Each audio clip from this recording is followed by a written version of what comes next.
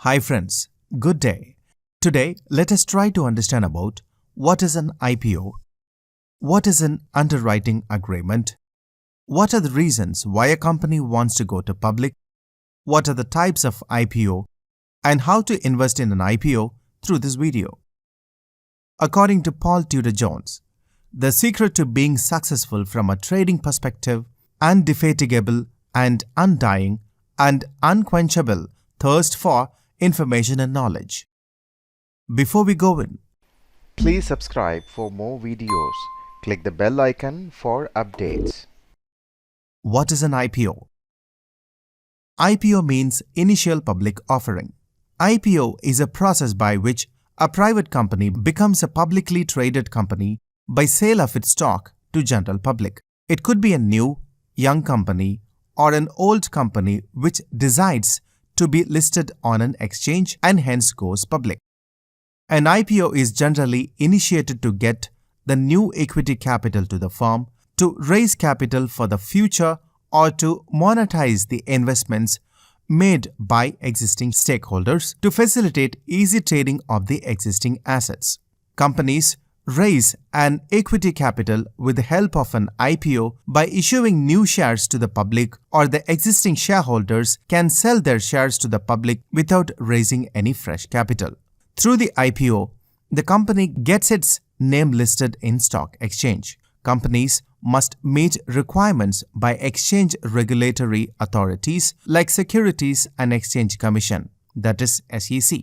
The Securities and Exchange Board of India, that is SECBI, etc., to hold an initial public offering. A company hires an investment bank to handle the IPO process before it becomes public. Then the investment bank and the company which wants to go public work out the financial details of the IPO in the underwriting agreement. What is an underwriting agreement? An underwriting agreement is a contract between a group of investment bankers who form an underwriting group and the issuing company of a new securities issue. The main reason and the purpose of the agreement is to ensure that all the members in the agreement understand their responsibility in the process and thus minimize the potential conflict. After this, along with the underwriting agreement, the company files the registration statement with SEC, that is Securities and Exchange Commission, or SEBI. SEC or SEBI then scrutinizes and checks all the disclosed information, and if it is found right, it allows a date to announce the IPO for the company. Once the IPO is done, the shares of the firm are listed and can be traded freely in the open market.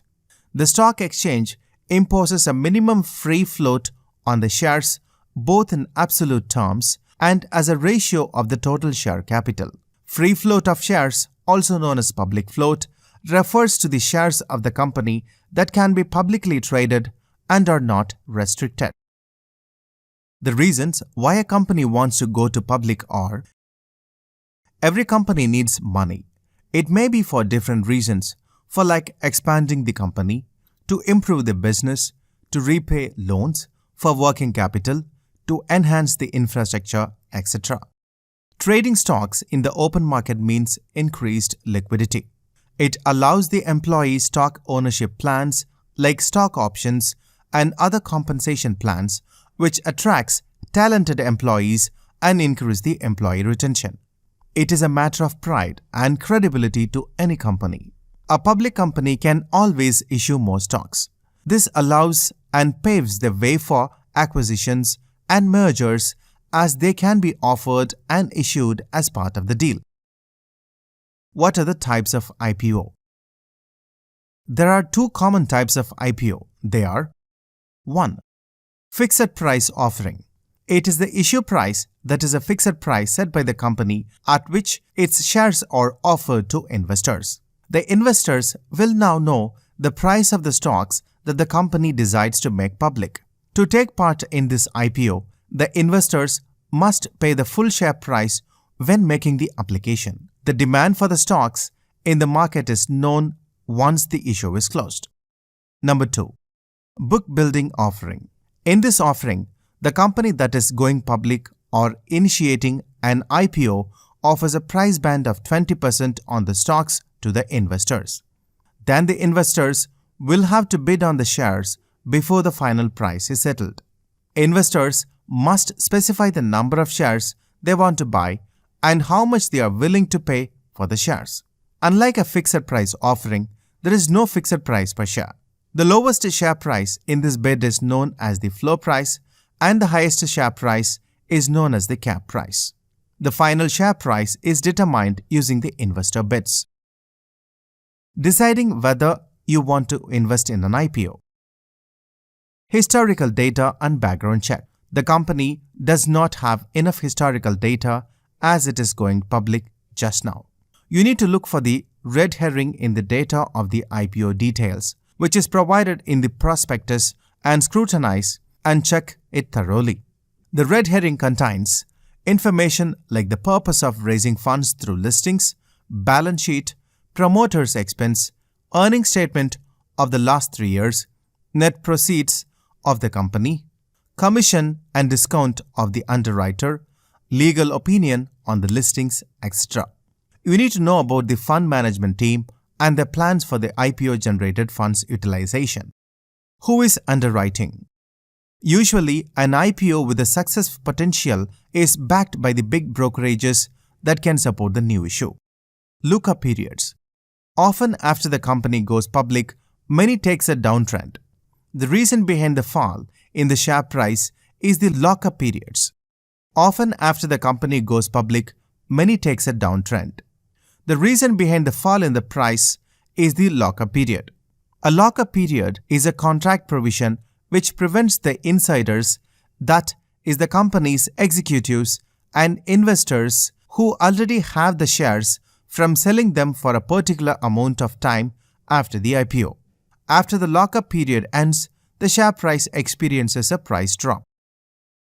How to invest in an IPO?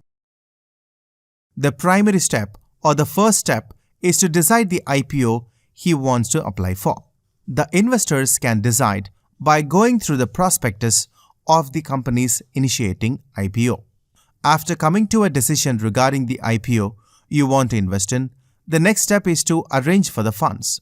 An investor can either use his savings or can avail a loan from certain banks. Next step is to open a demat trading account. The function of the demat account is to provide the investors the provision of storing of shares and other financial securities electronically. Without a demat account, the investor cannot apply for the IPO. Next is the application process. An investor can apply for an IPO through his banking or trading account. Some financial organizations offer you the provision of combining your demat, trading and bank accounts. An investor needs to specify his demat account number, PAN, bidding details and the bank account number in the application. An investor should also be familiar with application supported by blocked account facility, that is ASBA. This enables the banks to arrest the funds in the applicant's bank account for subscribing to an issue. To the extent of the application until the finalization of allotment in the issue or withdrawal or failure of issue or rejection of the issue. The investor needs to bid while applying for the shares in an IPO. It is done based on the lot size quoted in the company's prospectus. The lot size is the minimum order of shares that an investor has to apply for in an IPO. A price range is decided and the investor needs to bid within the range.